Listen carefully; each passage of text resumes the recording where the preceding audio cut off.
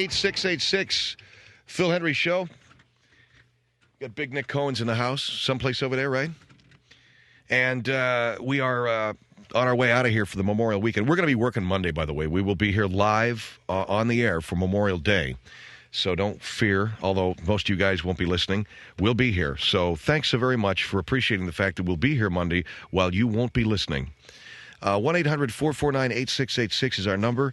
Art Griego is a commercial pilot, although he owns his own Cessna. You're not a commercial pilot, Art, in the sense that you fly big commercial jetliners, right? Oh, no, Phil. I've never done that. I'm really not a commercial pilot. I do fly business groups of 3 people, and sometimes I'll transport people around the Los Angeles area. You fly out of where? I fly out of Santa Monica Airport, and generally I'm flying groups of 3. My Cessna seats 4, so I'll bring 3 business people or couples or what have you up to Santa Barbara. You know, what's a typical trip for you? Flying up to Santa Barbara, fly out to the desert, Palm Springs, fly down to San Diego, fly out to perhaps Palomar, up the coast a ways, and basically just sort of transport people around for vacations, weekends, things like that. But I did I was following the hijacking very, very carefully. What Art is talking about the Philippines airliner that was hijacked, and this guy hijacked the thing, and it was bizarre. This dude parachuted out, Art? Yeah. Apparently he jumped with a parachute, and, the parachute didn't open or he got separated. I can tell you something. I was in the United States Army. You get separated from your parachute, and when you finally hit the ground, there isn't much left. All they basically find are clothes. What do you mean? I mean, there's not much left of you. Because you're hitting the... Yeah, you're going at such a rate of speed that literally your body vaporizes. We did a jump outside of Fort Worth, or actually this was outside of Lake Elsinore, California, when I was in the service. And this guy's chute did not open. And when they found him, there was only a pair of shoes and his helmet. So the guy's chute didn't open, and the only thing they found were shoes and a helmet? That's it. And his pants, but no body. Because what happens, Phil, at that speed... No body? No. What happens, Phil, at that speed, the body vaporizes. As soon as it hits, it turns to dust. So they found a pair of pants with a little mound of dust in it. Well, tell me about this hijacking, the Philippines, or not really that so much as, hijackings in general and how commercial pilots deal with these things. Well, Phil, I think that commercial pilots, first off, I don't know, having never been a jet pilot, because I like to fly for a living. I am not a commercial pilot because I want to fly, and those guys, they let a computer take over. I like flying. I enjoy flying. I think these hijackings can be prevented, but I think the first thing that you have to do as a pilot is you look your passengers in the eye. And I look at each passenger, and I think commercial pilots ought to do this as well, and should look them right in the eye. And basically what you're telling them is, you want a piece of me, you're going to be climbing a mountain. So looking them in the eye, how? How does he do that? Well, when you're getting on the plane and the pilot is standing there? Yeah. I think every pilot ought to stand there with his arms against the door, kind of his elbows raised up as he's resting against the door, watching people come in, make eye contact with every one of them. And the eye contact is to say, if you even think about messing with this flight, I will have absolutely no problem in erasing all memory of you from this world. Now, I fly business people, groups of 3, even in that situation. You say it to them, you want a piece of me? Have at it, because I would rather drive this thing into an elevator, into a mountain, than give you what you want. And I think that commercial pilots should do that, Phil. Yeah, but you're talking, Art, about a guy that's flying people. Yeah, well, you know what a lot of these guys do? They like to get on the PA, they get on and they fool around. This is your captain, and we're going to fly at 13,000 feet. It's a whole lot of crap. What they need to do is get on there and tell the people, I'm not going to fool around with the microphone and talk about, hey, look at the starboard side of that beautiful, mountain and the baseball scores. I take my flying seriously, and I would get on that PA and say that people, if you even think about messing with the welfare and safety of this aircraft, I will fly this thing straight into the ocean. And I will fly this thing straight, and I will not pull up on the yoke. And I guarantee you, you will lose your lunch. And I will tell you something else, that if you think you're going to trifle with this aircraft, that I will put this thing into a downward spiral, and I will not pull it out. And well, what does that do? I mean, you're warning hijackers that you're not going to, they can't mess with you. That's right. What does that do to the other passengers? Phil, I'll tell you what it does. It gives the other passengers the sense that they are well protected. And yeah, but you're talking to them. You're getting on the PA and saying, "Hey, people, I just want you to know if you even think about screwing with this aircraft, right, then I'm going to put this thing into a nose-down dive, and I won't pull it out." That's right. I'll fly it into a mountain. That's right. And the other passengers are thinking, thank God we've got a pilot that isn't going to trifle with these sons of bitches. I can tell you something, Phil. This couple that I was flying a couple of weeks back, they were with their 12-year-old son. And I didn't like the look of this kid. And I knew that the kid might possibly try something. And what didn't you like? He was one of these kids wearing the Hesher stuff. He had the camouflage pants. And he thought he was a badass. And I knew I didn't like the look of this kid. So I said to him very innocently, hey, have you ever seen the cockpit of an airplane? Would you like to see the instruments? As he crawled between the seats to come up front, I gave him a back fist to the face. Basically what that is, Phil, is you swing your right arm back, and I had one hand on the yoke, so I had control of the aircraft, one arm back, and you hit him full flush in the face with the back of your fist. Now, that is a martial arts move. And wait a minute, wait. Had this kid threatened the well-being of the plane? The kid was going to do something. I knew it. He was coming up between the seats in an aggressive manner. Yeah, but you had invited the kid up. Had you ever seen it? What did you say to him? I said, Phil, I knew the kid was going to try something. But what did you say? I knew this kid was going to try something, so I was trying to get him off guard, and I said, kid, have you ever seen the cockpit of an aircraft? And would you like to see it? And he said, yeah, sure, mister. He started climbing up between the seats, and that's when I just snapped my fist back. I gave him the full backside of my right fist, which I know had to loosen some teeth. The kid got bloodied, but he got the message. And that's what I'm talking. So you hit this kid with a backhand, even though he hadn't done anything? No, Phil, you up in the air. Let me tell you something. International law states that a captain at sea and in the air is the final arbiter of all problems. What he says goes. He questioned my ability as a pilot to get the passengers safely home, and that you can't do. Well, I do know that probably a lot of lives can be saved if we can keep these hijackers at bay somehow. I don't know that a pilot coming on and saying, you mess with me, I'm taking this right into a mountain. Let me tell you something. That scares them until their lower colon is empty. And that's the truth. All right, 1-800-449-8686, El Paso on the Phil Hendrie Show. Hello. Hey. Yes, sir. Where do you get your information from as far as what happens to a body when it hits the ground? I was in the United States Army for 4 years. Well, I don't think you witnessed too much too close because a body does not vaporize. Well, how many bodies have you seen hit the ground after a chute doesn't open? 4. Okay, I mean, I've seen a few myself, and I will tell you, at least in one case, I don't know, you're right that it doesn't always happen. All right, so there are times when you find... No, in one case, we found a pile of dust in this guy's pants. That's it. It never happens. You're talking about making matter disappear. No, I'm not talking about making matter disappear. I said, now, what are you saying? You said you saw a guy's chute not open? I didn't see it, but I saw, they said that a guy's chute had not open. It was over one of the other landing sites. We went over there, and it was a chute, a pair of shoes, a helmet, and a pair of pants. With a chute attached? With a chute attached to it, right. Well, after an accident of any type, you can see jet aircraft go into the side of a mountain a heck of a lot faster than you see somebody hitting the ground. You find any bodies? From a skydive. Do you find any bodies? You find bodies, and that's even after flight. Well, let's ask this question. What shape are they in? You find an ear. Bodies in an aircraft are not in a very good shape. Well, you got it. You're not finding bodies. You're finding an ear, a finger. You don't know what goes with what, whose hand goes with, Yeah, but a body that comes out of a bad. You're saying, So Art, you're saying that the body that you saw was turned into dust. Right. Now I have a question to ask. What? How do you know somebody wasn't screwing around with you? Okay, what are you saying? A practical joke? Well, you said you didn't see the guy hit the ground. How do you know your buddies didn't attach a chute to a pair of pants? Well, now you're questioning my intelligence. Okay. I'm not questioning your.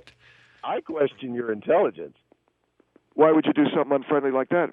I haven't talked to you in a mean way. Because you're the one that's out here talking like you're a big expert and everything, and you obviously don't know jack about it. I don't know jack. I'm a pilot.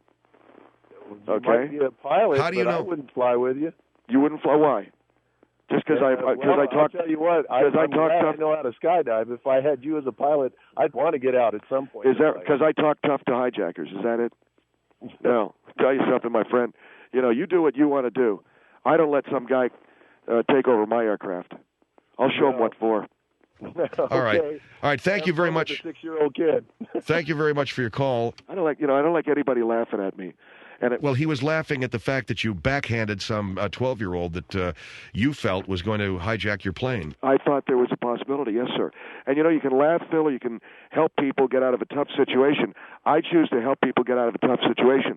Some hijacker comes on my plane, I get on the PA, and I say, we're dispensing with all of the nonsense about where we're going and all of this. If there's anybody on this aircraft that thinks they're going to hijack it, be advised that I will put this aircraft into a full nose spinning dive from which I will not pull it out. All right, 1-800-449-8, and you think that'll work? I guarantee it. 1-800-449-8686 is our number. Phil Hendrie Show.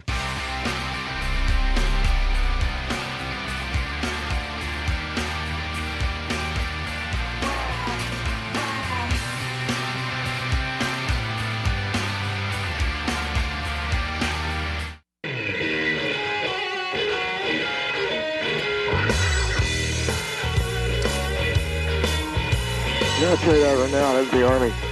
Right. 1-800-449-8686, Phil Hendrie Show. Art Griego, who flies a Cessna out of Santa Monica Airport, occasionally takes passengers along, has done some minor commercial flying. What would you recommend to a pilot who is threatened by a hijacker? Phil, that to me is pretty simple. The first thing you need to do as a pilot is you got to fake the hijacker out. And what I would do is aim for a mountain or start flying toward the water. So in other words, what you're doing is you're following through on your threat. And you get on the PA and you say, next time I do it for real. And so in other words, if a hijacker starts to threaten the aircraft, like he has a gun to your head, you turn the plane toward any mountain that's in the area, start flying right toward it. The guy will start screaming something in Spanish or Arabic or whatever the guy is, and then you fly it right for the mountain, and you watch him sweat. And on an Arab, the sweat shows up pretty good. On any of those brown-skinned people. Well, you're making some assumptions here. Well, you know what I'm saying. In other words, it's most likely going to be one of these towel guys. You're heading toward the mountain, or you're heading toward the ocean. When he starts to wet his pants, he drops the gun or whatever he's doing. You pull it out, and you say to him, next time I do it for real. And let me tell you something, that has put more towel monkeys back in their seat, very calmly, watching the in-flight movie than any single act of law enforcement I can think about. We're talking to Art Griego, 1-800-449-8686. Here's Albany on the Phil Hendrie Show. Hello. Hi. Yes, ma'am. I would just like to say that I think it's disgusting that you lured a 12-year-old up to the cockpit of the airplane and then you backhanded him. I didn't lure him, ma'am. You did. You asked him if has he ever seen the cockpit of an airplane. The kid was threatening the safety of the aircraft. No, you assumed that he was, okay? And well, what about the don't other we people? Shouldn't we take preemptive measures? These people in the Philippines aircraft would have been better off had that pilot taken some preemptive measures. My point is that you did this to a 12-year-old child. I think that's really disgusting. My daughter was flabbergasted when she's sitting at the table. So we let a 12-year-old. Let me remind you that it was kids that shot up that whole Columbine. I understand place, that, okay? but we're talking about this. Okay, and another thing, while you're taking a nosedive towards the mountain trying to get off this hijacker, what about the passengers that are on the plane that have heart conditions and stuff? You're going to kill people by doing that. Well, I'll tell you something. That is a consideration, but a lot of people are not that fragile. And a typical, what we call a downwing nose glide, or what we call a Vector 3, is not going to kill you. It is actually can be a lot of fun. It's like a roller coaster. But what you're doing is you're letting that hijacker know you're not fooling around. Now, let me ask a question here. What if he doesn't drop the gun? Oh, when these Arabs start to sweat, their hands get like oil. And it's very hard to... No, wait. What do you mean these Arabs start to sweat? Okay? I'm telling you, Phil. No, I'm saying, what if he doesn't drop the gun? What if he's still got it to your head? Then the last thing you're going to hear in that black box is, Mom, I love you. That's going to be my voice. You'll take everybody out. I'll tell you what right now. No hijacker makes Art Griego look like an ass. You're capable you of... make yourself look like an ass. I beg your pardon? You make yourself look like an ass. By saving people in an airplane that an Arab... Your tactics are totally off base. Look, you get one of these Muslims on board, lady, who's, he wants to go up to heaven or whatever the hell he wants to do. You tell me what you do. What I do is I aim it right for a mountain, and I say, hey, Mr. Towel, see that mountain? See you? You want to be one with somebody, you're going to be one with that mountain. And Jesus, a lot of your comments are borderlining on racist. A lot of them are borderlining on sheer madness. You would threaten that... Phil, I am a pilot trying... No, wait a minute. You would threaten the well-being... You tell me what you're going to do when you got a guy that jockeys camels all day long, suddenly he's got a Ruger 9mm... No, hold on for a minute. You're threatening the well-being of people in an aircraft, but you're going to kill them? You're going to kill all these people? Because this guy's going to threaten you with a gun? So far, you're the only guy threatened with a gun. That's what I'm asking you. Look, you do it your way, I'll do it mine, okay? You do it your way, I'll do it mine. I will not let a hijacker take my aircraft. Here is Gainesville on the Phil Hendrie Show. Hello. Hey, how you doing? Yes, sir.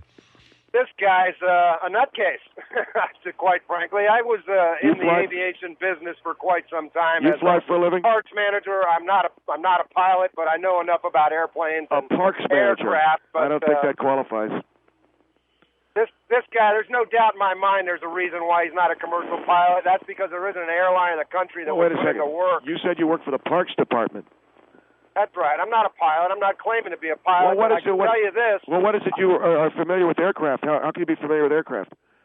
I'm familiar with how they're put together and how they're flown. I've been an aviation enthusiast since I was a little kid. Sir, I'm not talking about building model. I'm not talking about building model. My point is this. I'm not talking about building model airplanes, okay? My point is this. There's no doubt in my mind there's a reason this gentleman is not a commercial airline pilot, because there's not an airline in the world that would put him to work after a psychiatric evaluation. Anybody that would make comments like that over a loudspeaker is a nut. Wait a second. You know, there's a lot of people dead today because pilots couldn't make the right decision when it came to hijackers, right. okay? Sure, exactly. You're going to get on a loudspeaker with 100-plus people on a commercial flight and threaten them to fly the airplane into a mountain? How long do you think you would last? No. All I'm saying is if anybody on board has ideas about hijacking this aircraft, okay, that's what I'm saying. It's an absurd statement, okay? Why is that an absurd statement? An absolutely absurd statement. I take my flying seriously. Sure you do, and as well you should. But threatening the lives of people that may have zero intention of doing anything but sitting there and minding their own business is absurd. Well, thanks. I'm about to run out of the cell area here. What would you do? That's the only comment I'll take my answer or your comment on. Well, international law says that I have the right to protect that aircraft in any way that I wish. And I will tell you, Phil, when I sit down, I'm not going to fool around on the microphone with, good evening, ladies and gentlemen, and welcome on, blah, blah, blah, blah, blah, blah, blah. I'm going to say, let's get one thing straight. I'm your pilot. Any one of you try to hijack this rig, and I will gladly, happily, with a smile on my face and a song on my lips, fly it right into a mountain. With a smile on your face? Yeah, a smile on my face. And a song on your lips? Yes. Phil Hendrie Show, 1-800-449...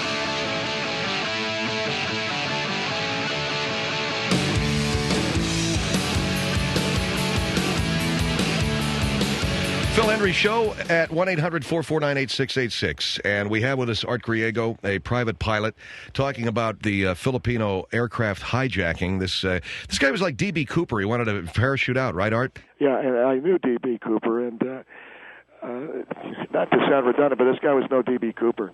What were the comments you made at the beginning about a pilot? The best thing he can do is make eye contact with the passengers? What I would do if I were a commercial pilot is I would stand there in the cockpit, and as the people got on the plane, I'd stare into the eyes of each one and send the very clear message, don't even think about fooling around. You know, you can send a lot of messages with your eyes. Just make eye contact with each one. Let them know you're serious. Let them know that you won't let anything happen to this aircraft.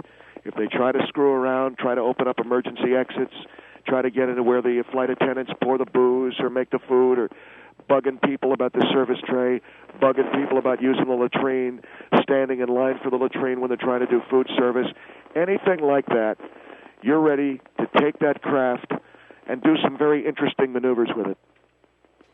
Doing interesting maneuvers? Oh, yeah. I mean, you know, the pilots will simulate turbulence to try to get people to sit down, things like that. You know, I heard that. Is that true? Oh, yeah. So they'll pretend like there's turbulence by moving the plane up and down just to get people to sit down? Sure. And worse. Like what worse?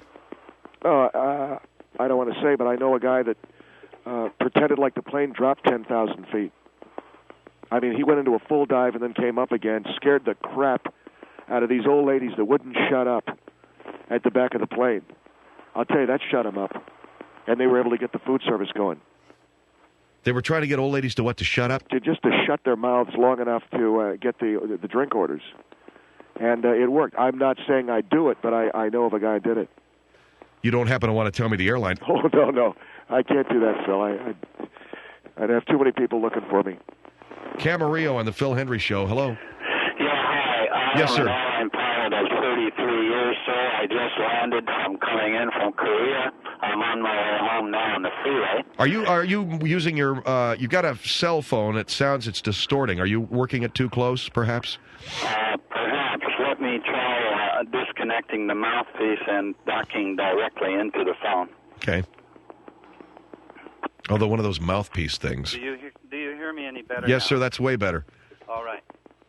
I was going to say, sir, that 33 years experience, I'm type rated as an airline captain in every Boeing made except the 777. Really? I flew in from Korea today. What were you flying? I was flying a 747-400 from Seoul, Korea, direct to Los Angeles. And you got to be bushed. Well, I am a little bushed, but yeah. It's amazing. I have never called a talk show before, but this fellow has given pilots a bad name. My good. Well, this guy, the guy that we have on right now, sir, is not a commercial pilot. You fly just a Cessna, right, Art? Well, don't make it seem like it's chintzy or something. Well, I mean, you know, I'm just as good as this guy. Oh, certainly. Well, wait a second. As a person, I'm sure you consider yourself equal to anyone. However, in every profession, lawyers, pilots, whatever it may be. Now, I'm detecting sarcasm. Just let the man quite finish. A range of people. I want to hear what the man has to say. So you flew in. You're a commercial pilot, sir. You fly for a major airline, I take it? Yes, I do. Yes, sir. And what is your comment? I am just so happy that airlines have effective psychological screening to keep people like this out of their circles. Well, what did I do? He is an accident waiting to happen Wait with a that second. kind of an attitude. Wait a second. What did I say? I'm just talking about, what would you do if you had a hijacker with a gun right to your head? I would do whatever that man asked me to do, I'll tell you that. That's the way you're trained, right? That's the way you train. Keep everybody alive that you can, including yourself, because without yourself on board, the rest of people don't have much of a chance. You know what? I just think it's pussy. I think you're giving the guy the opportunity to waste everybody up front. I think you lose everybody in first class. That's the trade-off. But you can keep everyone in coach. And I don't put up with that crap. Well, I'm sure Wouldn't you rather die by your own hand? Or wouldn't you rather die? Don't you think people would rather die by the hand of the pilot than by the hand of a terrorist? You have an excellent chance of not dying at all and resolving the thing without anyone dying. Wait a sec. What do you mean, don't you think most people would rather die by the hand of the pilot? I know I would. I would rather, if this fine gentleman who's calling us would rather kill me than a terrorist, I'd rather have you kill me, sir. And I say that with respect. Well, what does that mean? I mean, the guy is going to do what he's going to do. He's the captain of the ship. He's going to have to save the lives of the people. Remember the guy, who's the guy that still landed? Yeah, I love that. No alternative. Must land at Beirut. No alternative. You remember that guy? I bet you got him in a lot of training films and stuff. I flew for Saudi Arabian Airlines for 4 years. Oh, I made some good friends there before I went on. And one of my good friends had been hijacked since I left there twice. Lived through both situations. Everybody on board lived through. Was it one of those Arabs? As a matter of fact, I believe the first time it was a Lebanese. Now, when the Lebanese, when they start to sweat, their skin gets oily. That's an opportunity for them to drop the gun, right? Would you please stop that? What? Would you please stop it with the racial profiling, the Lebanese skin getting oily? Yes. Well, I'm just saying that's an opportunity to drop the gun. All right. Well, my final comment to you would be that if you consider yourself in the pilot profession, I wouldn't even want to be associated with you. I think your thinking is way off. You need to see a psychiatrist. I think you need to consider flying your aircraft into a mountain. Okay, there you go. There's the standoff. Thank you for your call. You see, you can laugh if you want, Phil. I'm not kowtowing to terrorists. That guy wants to go ahead and let some Arab stick the butt of a gun up his rear end. That's his business. But nobody's talking about that. What the man is saying that he was trained to save the lives of people. You want to fly your airplane into a mountain. Newport Beach on the Phil Hendrie Show. Hello. Hello, Phil. Yes. This guy is all over the road. Help me with this. Does he just have a thing against Arabs? I'm going to help you with it, okay? Help me out here. All right, does this sound like I'm hanging up? There you go. Here's Giddings on the Phil Hendrie Show. Hello. Giddings, hello. Yes, hello. Yes, sir. Hi. You're on the air. Hi. I'm a commercial pilot. I'm a former military pilot, and I was also an anti-terrorism instructor. And the things that this guy is talking about doing are insane. Well, wait a second. Everybody's calling me nuts. Has anybody tried it yet?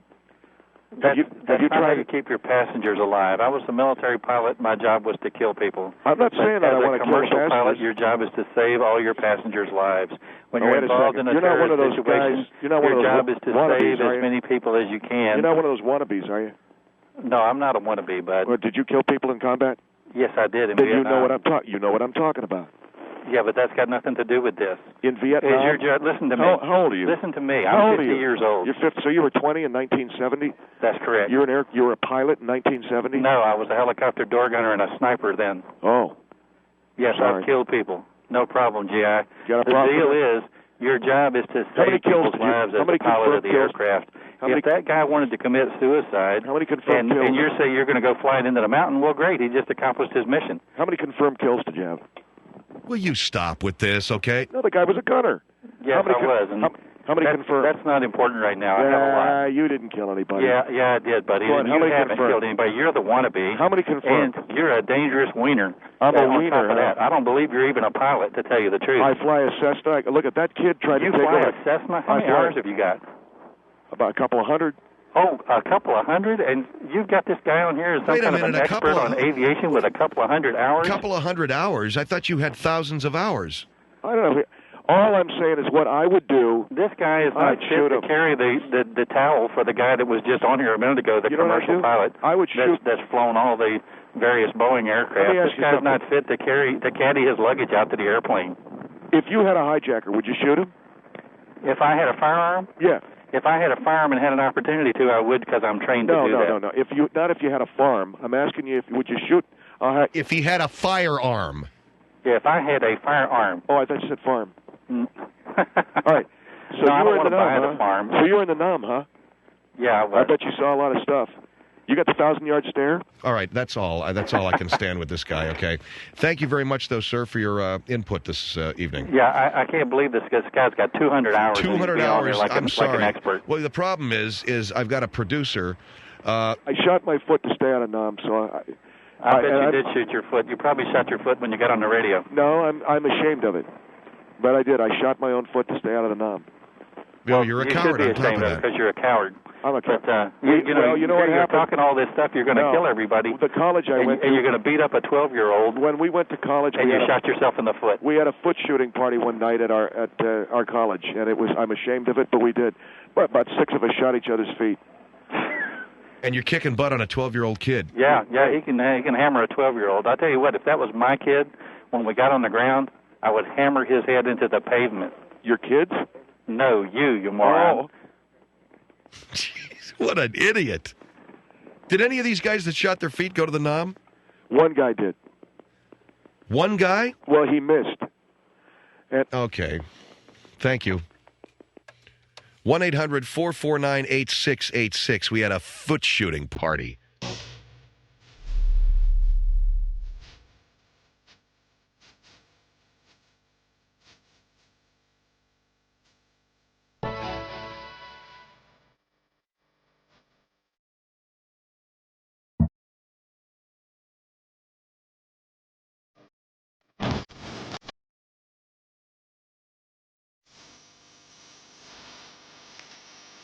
Phil Hendrie Show. Phil Hendrie, Philhendrie, for those of you wanting to hit our website, which is philhendrieshow.com. And you might well imagine, maybe I don't know where you thought, what side of the fence I was on during the Vietnam War. I'm old enough to have been eligible for the draft, and I was indeed a part of 2 draft lotteries for the Vietnam War. I was not a draft dodger. I was legitimately excused from that war because my lottery numbers were so high. I had, like, the first year lottery number 350. And basically what they did is they drew out birthdays, and September 1st came up 350th. And then the next year I was like 110, so I just didn't get called up. But I did know at least one guy who was actively evading the draft. And you probably have heard stories about draft dodging in the Vietnam War. And what was that? You know, maybe you heard that they all went to Canada. Well, a lot of guys stayed in the United States and then sort of moved around. And I don't know at what point you become an actual target for federal agents, like you're going to be arrested by the FBI. But at a certain point, this friend of mine passed over into the, the federal part of it. So now he had the FBI after him. So he failed to report, and a warrant was issued for his arrest for draft evasion. I can't give you his name, because I just don't want to. But I remember walking to a friend's house one day, and I saw this guy's car was parked by the side of my friend's house. And let's just say his name was Joe Smith. And he had so much dirt and filth built up on his Volkswagen that someone had written in the dirt on the back of the guy's Volkswagen. The guy who's, now keep in mind, he's wanted for draft evasion. And he is trying to evade the federal authorities, and so now he's staying at a friend of mine's house. And in the dirt on the back of the car, someone has written, "Hi, my name is Joe Smith, and I'm wanted by the FBI." Guy had been driving around for 4 days with it like that. I said, "Joe, I guess they don't want you, man. You've been driving around 4 days, and nobody's even attempted to contact you." He walks out. I says, "You ought to see what someone's written on the back of your car." And he takes a look, and he goes, "Oh, that's not very cool." And then he went back to sleep. So, you see, all's well that ends well, I guess, is the only thing. And I'd like to end this evening with Bugsy Maw of the Paul Butterfield Blues Band. And we're going to get on our plane now. My baby don't have to work.